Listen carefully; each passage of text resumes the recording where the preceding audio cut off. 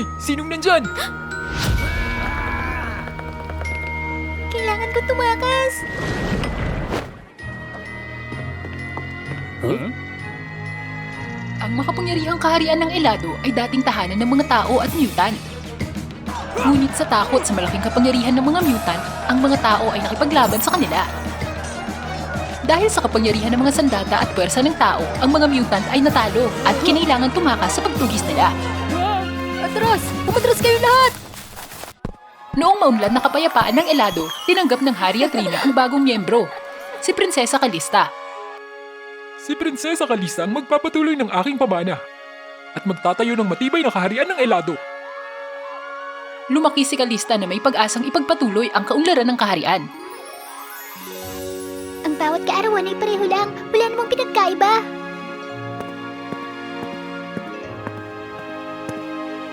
Naisip ni Calista na ang kanyang ikasampung kaarawan ay walang magkakaiba sa mga nakaraang taon.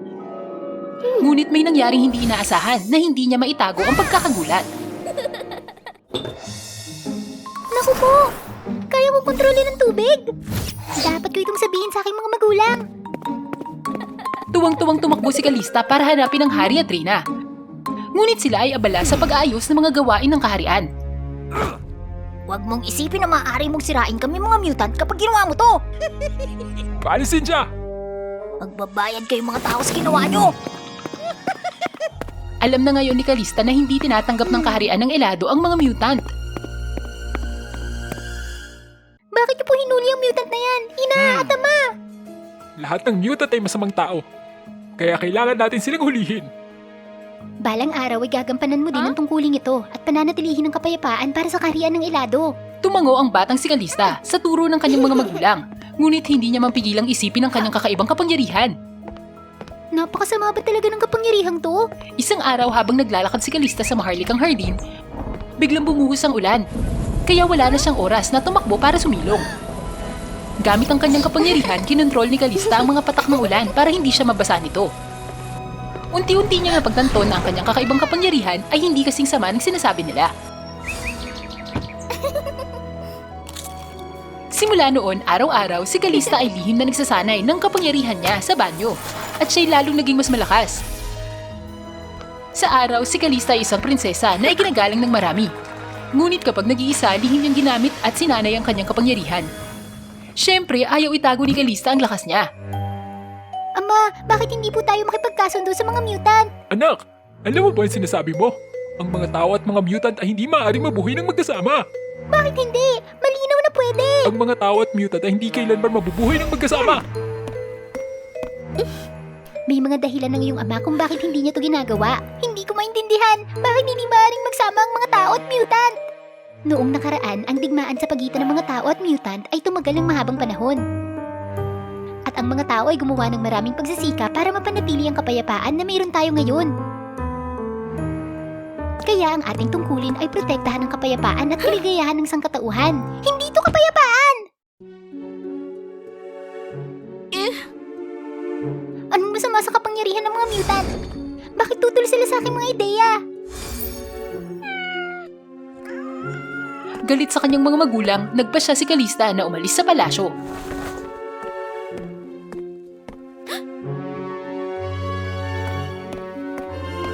Anong nangyayari sa'yo? Uhaw na uhaw na kami. Nang marinig ito, dali-daling pinulot ni Calista ang isang basag na mangkok at ginamit ang kanyang kapangyarihan upang punuin ito ng tubig. Kahit walang mutant, hindi ganap na masaya ang sangkatauhan. Pagkatapos ng isang araw ng paglilibang, bumalik si Calista sa kanyang pamilyar na banyo. Gaya ng nakagawian, naghanda na siyang maligo. Pero may napansin siyang kakaiba sa katawan niya. Ang isang maliit na bahagi ng kanyang katawan ay naaaninag na parang tubig. Itong marahil ay tanda ng aking kapangyarihan. Isang araw, nakilala ni Calista ang kahina-hinalang binata. May palihim na itsura, kaya naghinala siya. Upang kumpirmahin ang kanyang pagdududa, nagpa siya si Calista na sundan ito. Nang makakita ng kuweba sa unahan, nag-alinlangan sandali si Calista, ngunit nagpa siya pa rin siyang pumasok sa loob.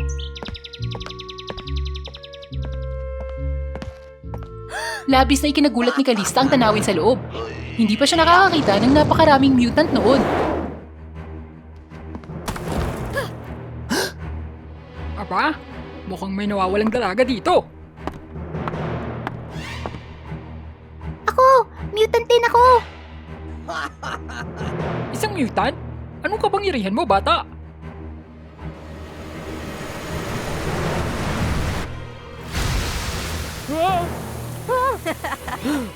Kung gayon, isa ka sa amin. Maligayang pagdating. Ang kuweba na may iba't ibang mutant ay nagparamdam kay Kalista na nahanap na niya kung saan siya nararapat. Madalas na pumuslit si Kalista sa kuweba.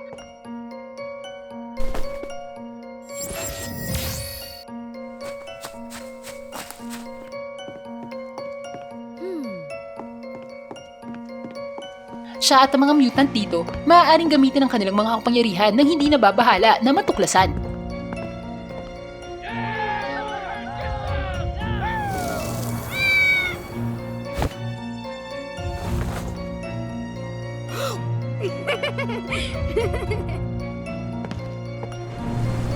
Kalista, anong problema sa balikat mo? Bakit mas malaki?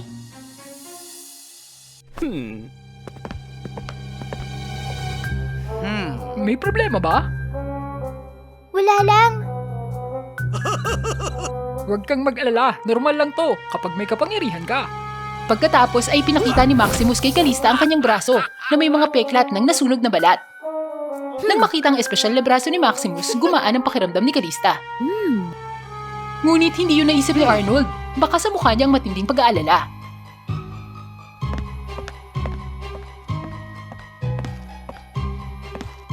Nitong nakaraan, kakaiba ang kinikilos ni Kalista.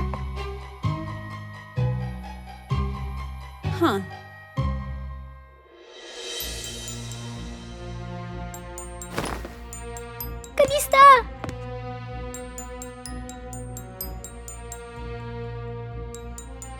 Ang kahina-hinalang asal ni Kalista ay dahilan upang maghinala ang Reyna. Tumakbo siya papunta sa kwarto ng kanyang anak. Pagbalik ni Kalista mula sa kuweba, wala siyang kamalay-malay na nasa labas ang kanyang ina. Gaya ng dati, hinubad ni Kalista ang kanyang balabal at naghanda na magpalit ng damit. Kalista!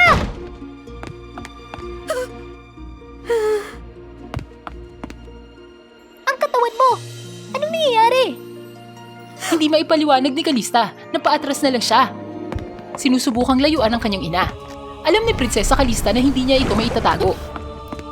At nagpa siyang tumakas sa palasyo. Kalista! Mga gwardya, pigilan si Prinsesa Kalista!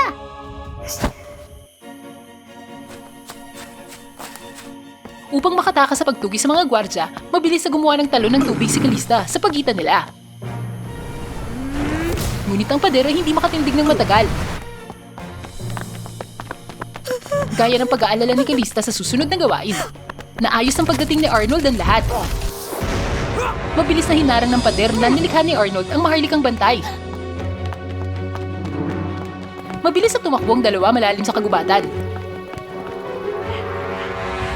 Nasaktan ka ba? Ayos lang ako. Titignan ko para makasigurado. Kalista, ang katawan mo! Hindi naman seryoso. Sabi ni Maximus, normal lang to. Sa tingin ko ay hindi ito normal. Natatakot ako. May problema ba? Natatakot ako kung patuloy mong gagamitin ang iyong kapangyarihan, ang iyong katawan ay mas mabilis matutunaw sa tubig. Ibig sabihin, kung patuloy kong gagamitin ang kapangyarihan ko, mawawala ako. Kung gayon, hindi ko na gagamitin ang kapangyarihan ko.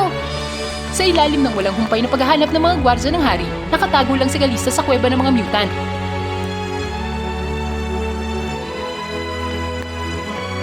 Mga mutant, panahon na para ipaglaban natin ang ating kalayaan. Lumaban? Anong ibig mo sabihin? Siyempre, lalabanan natin ang mga tao para mabawi ang ating kalayaan.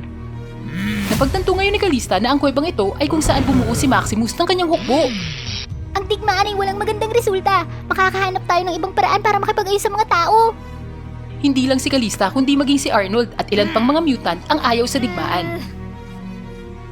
Mukhang may mga pasaway. Ikulong mo sila.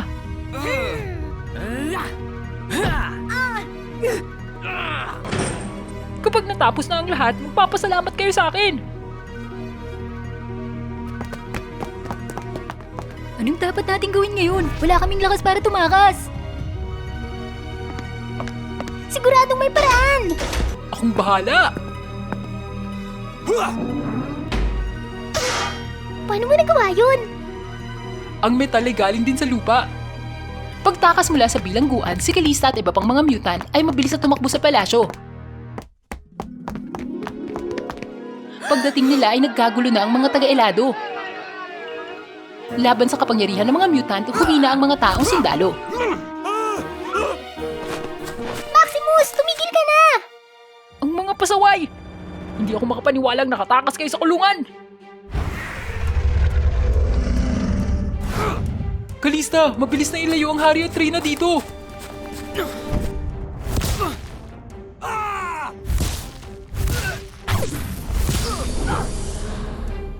Mabilis na dinala ni Kalista ang kanyang mga magulang sa kastilyo. Bilisan mo sa loob!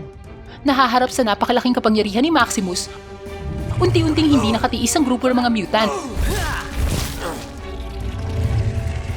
Iingatan ko kayong dalawa!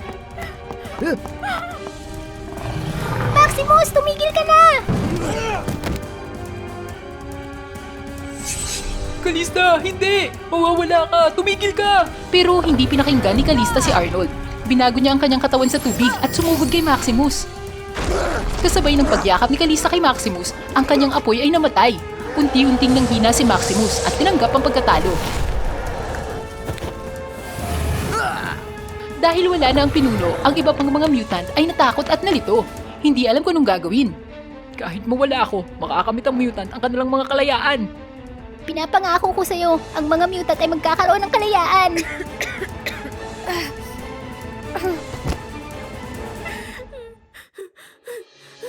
Ama, ina, nakita nyo? Ang mga mutant ay hindi naman masama. Oo, ang mga mutant ay hindi masama. Kalista, alam na namin ang pagkakamali namin. Ama, pakiusap, itayo ang kaharian ng Elado kung saan ang mga tao at mga mutant ay maaaring mamuhay ng payapa. Sige, sumasang-ayon ako sa'yo. Dahil sa hiling ni Kalista, naging malaya ang kaharian ng Elado para sa mga mutant at tao. Ipinagdiwang si Kalista bilang bayaning nagtatag ng kapayapaan ng kaharian. Kalista, hindi mawawala ang sakripisyo mo. Maraming salamat, bayani ng Elado.